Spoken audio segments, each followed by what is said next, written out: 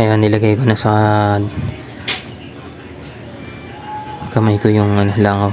Kanina naka-tweezer to eh. Ngayon nakukuha niya yung attention. Ayan na, nakikita niya na. Gusto niya hawak ko yung langaw eh.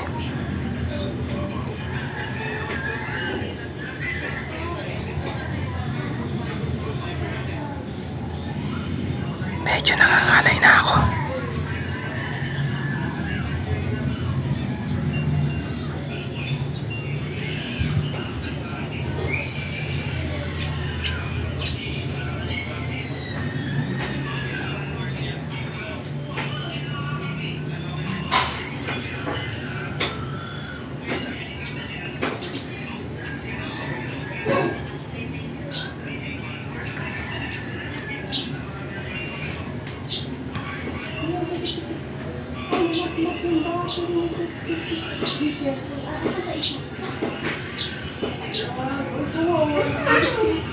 Yun!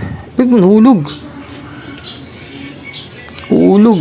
Hindi kinaya. Pumalag yung napitikan siya ng pakpak. Ayun oh. Sayang.